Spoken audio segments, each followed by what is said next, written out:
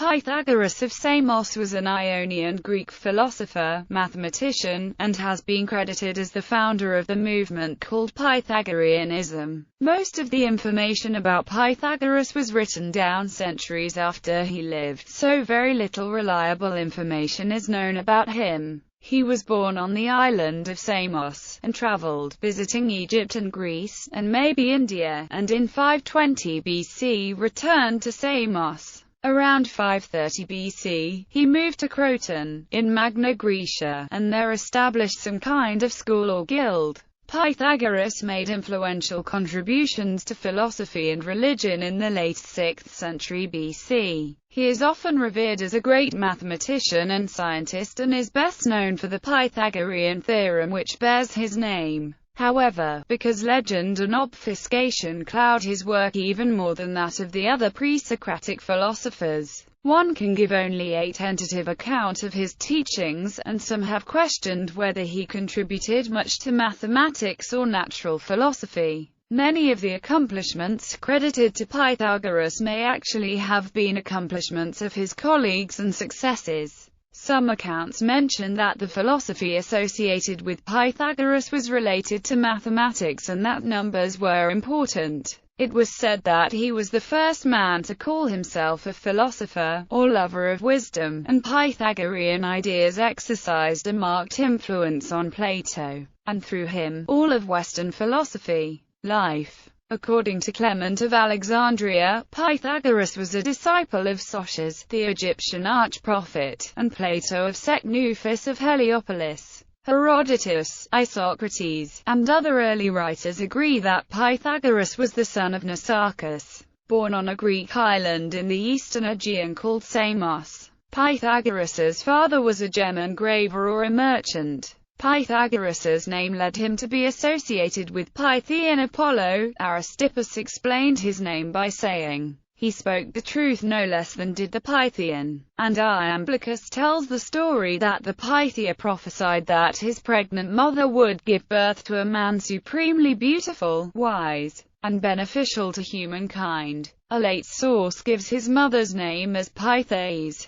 As to the date of his birth, Aristoxenus stated that Pythagoras left Samos in the reign of Polycrates, at the age of 40, which would give a date of birth around 570 BC. Pythagoras's later fate is unknown and inconsistent among ancient sources. Some say that he perished in the temple with his disciples, others that he fled first to Tarentum, and that, being driven from there, he escaped to Metapontum, and there, according to Diogenes Laertius, starved himself to death. His tomb was shown at Metapontum in the time of Cicero. According to Walter Burkert, most obvious is the contradiction between Aristoxenus and Dicaeus regarding the catastrophe that overwhelmed the Pythagorean society. One of the two reports must be basically wrong. Either Pythagoras withdrew to Metapontum before the outbreak of the unrest and died there, or he and his followers were hounded from city to city. Like his doctrines, the life of Pythagoras also becomes a mirror image of real controversies in the schools.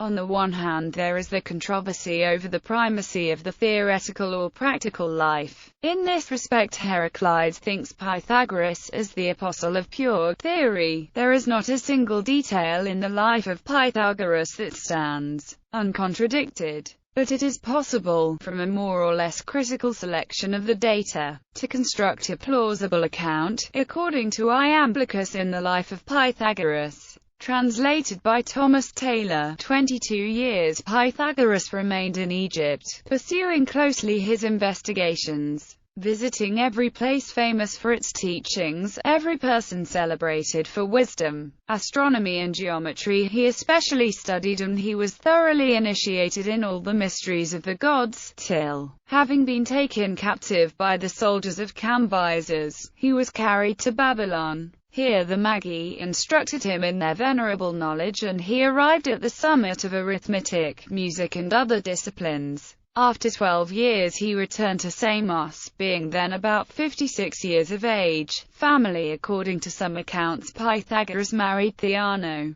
and it has been said that she was first his pupil, a lady of Croton. According to Mary Ritterbeard, Theano told Hippodamus a Theorem. The treatise on virtue, she wrote, contains the doctrine of the golden mean. According to Thesleph, Stobaeus, and Hieron, Theano wrote in On Piety, I have learned that many of the Greeks believed Pythagoras said all things are generated from number. The very assertion poses a difficulty. How can things which do not exist even be conceived to generate? But he did not say that all things come to be from number, rather, in accordance with number, on the grounds that order in the primary sense is in number, and it is by participation in order that a first and a second, and the rest sequentially are assigned to things which are counted. Their children are variously stated to have included a son, Telage, and 3 daughters, Damo, Arinote, and Maia. Milo was said to be an associate of Pythagoras.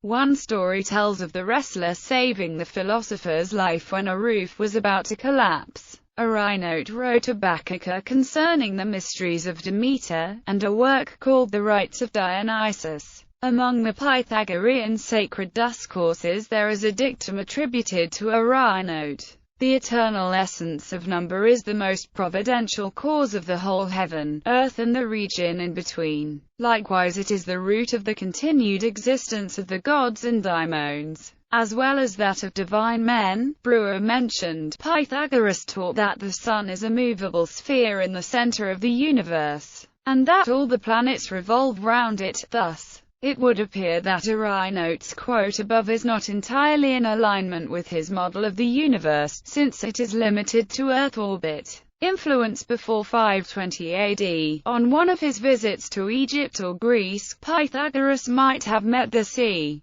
54-years-old Thales of Miletus. Thales was a philosopher, scientist, mathematician, and engineer, also known for the Thales theorem. Pythagoras' birthplace, the island of Samos, is situated in the northeast Aegean Sea not far from Miletus. In the absence of reliable information, however, a huge range of teachers were assigned to Pythagoras. Some made his training almost entirely Greek, others exclusively Egyptian and Oriental. We find mentioned as his instructors Creophilus, Hermodamas of Samos, Bias, Thales, Anaximander, and Pherecydes of Cyrrhus. Lives and opinions of eminent philosophers. Diogenes Laertius cites the statement of Aristoxenus that the Delphic Themistocles taught Pythagoras his moral doctrines. Aristoxenus says that Pythagoras got most of his moral doctrines from the Delphic priestess Themistocles. Porphyry calls her Aristocle, and wrote, he taught much else, which he claimed to have learned from Aristotle at Delphi. The Egyptians are said to have taught him geometry, the Phoenicians arithmetic, the Chaldeans astronomy, the Magians the principles of religion and practical maxims for the conduct of life. Of the various claims regarding his Greek teachers, Pherecydes of Cyrrhus is mentioned most often. According to R.D. Hicks, Pythagoras not only visited Egypt and learnt the Egyptian language, but also journeyed among the Chaldeans and Magi, later in Crete. He went to the cave of Ida with Epimenides, and entered Egyptian sanctuaries for the purpose to learn information concerning the secret lore of the different gods. Plutarch asserted in his book on Isis and Osiris that during his visit to Egypt, Pythagoras received instruction from the Egyptian priest Eunuphus of Heliopolis. Other ancient writers asserted his visit to Egypt. Enough of Egypt was known to attract the curiosity of an inquiring Greek, and contact between Samos and other parts of Greece with Egypt is mentioned. Ancient authorities note the similarities between the religious and ascetic peculiarities of Pythagoras with the Orphic or Cretan mysteries,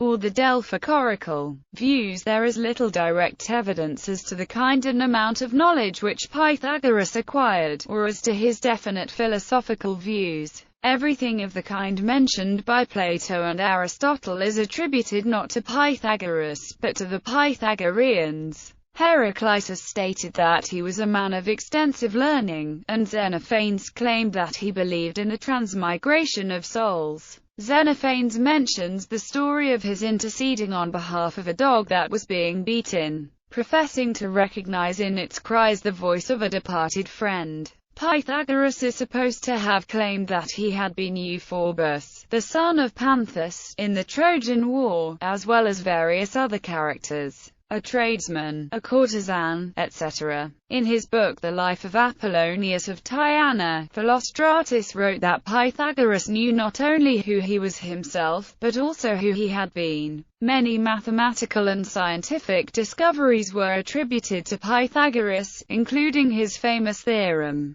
as well as discoveries in the field of music, astronomy, and medicine. It is mentioned that the people of Croton were supposed to have identified him with the Hyperborean Apollo, and he was said to have practiced divination and prophecy. In the visits to various places in Greece, Delos, Sparta, Phlius, Crete, etc., which are ascribed to him, he usually appears either in his religious or priestly guise, or else as a lawgiver. Except from a speech by the character Aristotle, in Protrepticus, "This is the thing for the sake of which nature and the god engendered us. So what is this thing?" When Pythagoras was asked, he said, "To observe the heavens," and he used to claim that he himself was an observer of nature, and it was for the sake of this that he had passed over into life. And they say that when somebody asked Anaxagoras for what reason anyone might choose to come to be and be alive, he replied to the question by saying, "To observe the heavens and the stars in it,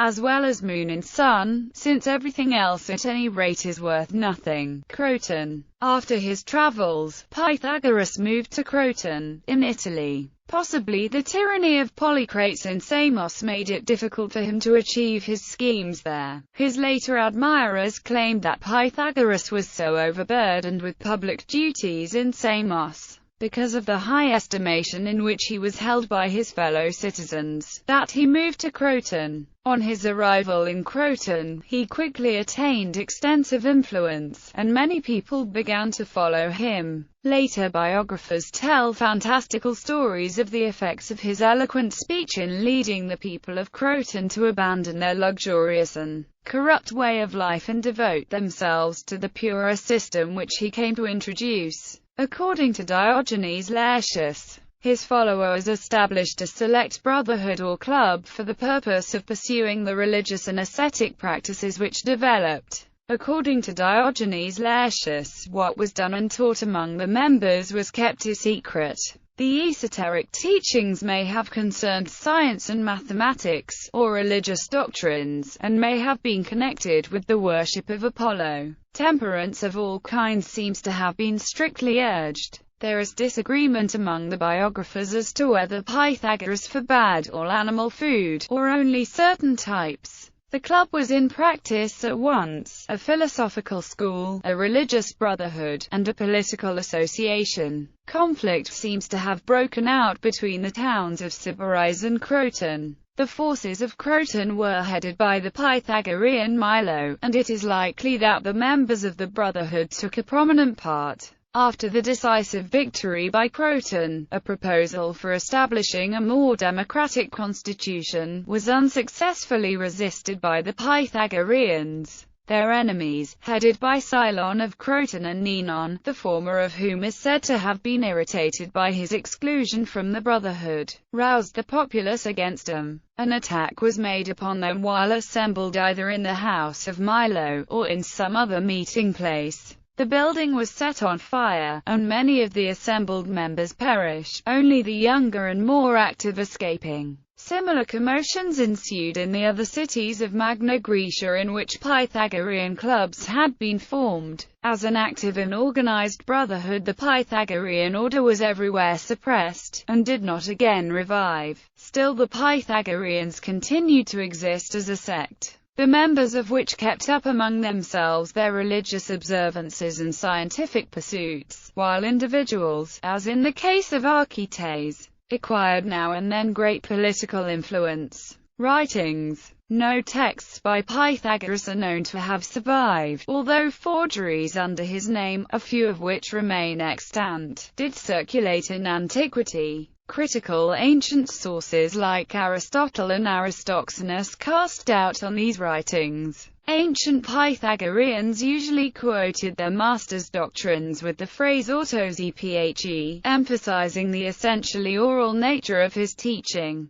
According to Sir William Smith, it appears, in fact, from this, as well as from the extant fragments, that the first book of the work contained a general account of the origin and arrangement of the universe. The second book appears to have been an exposition of the nature of numbers, which in the Pythagorean theory are the essence and source of all things, mathematics. Aristotle, Metaphysics 1-5, cc. 350 BC. The so-called Pythagoreans, who were the first to take up mathematics, not only advanced this subject, but saturated with it.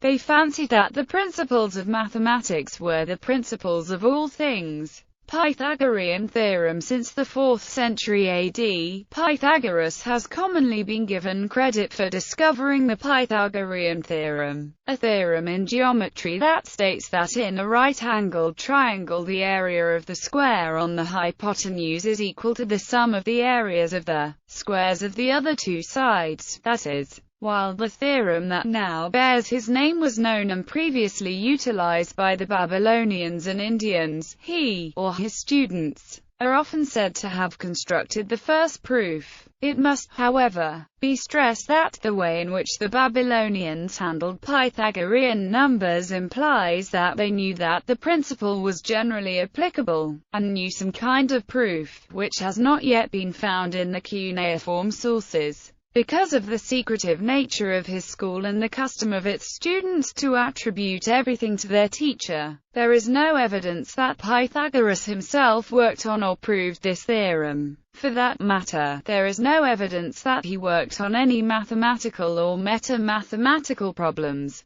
Some attribute it as a carefully constructed myth by followers of Plato over 2 centuries after the death of Pythagoras, mainly to bolster the case for Platonic metaphysics, which resonate well with the ideas they attributed to Pythagoras. This attribution has stuck down the centuries, up to modern times. The earliest known mention of Pythagoras's name in connection with the theorem occurred 5 centuries after his death, in the writings of Cicero and Plutarch. Musical theories and investigations. According to legend, the way Pythagoras discovered that musical notes could be translated into mathematical equations was when he passed blacksmiths at work one day and thought that the sounds emanating from their anvils were beautiful and harmonious, and decided that whatever scientific law caused this to happen must be mathematical and could be applied to music. He went to the blacksmiths to learn how the sounds were produced by looking at their tools.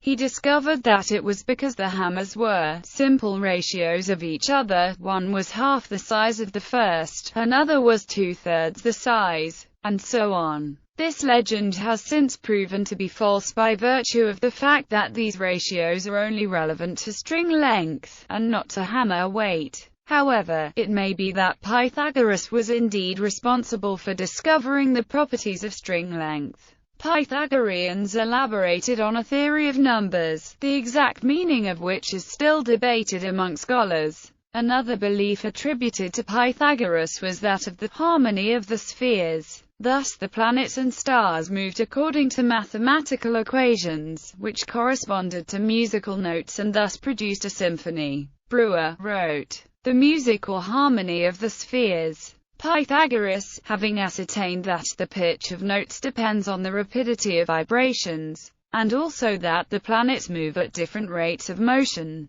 concluded that the sounds made by their motion must vary according to their different rates of motion. As all things in nature are harmoniously made, the different sounds must harmonize, and the combination he called the harmony of the spheres. Kepler has a treatise on the subject, Tetractes. Pythagoras was also credited with devising the tetractes, the triangular figure of 4 rows which add up to the perfect number 10. As a mystical symbol, it was very important to the worship of the Pythagoreans, who would swear oaths by it. Iamblichus v. Pyth 29, and the inventions were so admirable, and so divinized by those who understood him, that the members used them as forms of oath. By him who handed to our generation the Tetractys, source of the roots of ever-flowing nature, Brewer wrote, "The four letters, meaning the four which compose the name of deity." The ancient Jews never pronounced the word Jehovah, composed of the four sacred letters JHVH. The word means, I am, or I exist, but Rabbi Beachai says the letters include the three times, past, present, and future.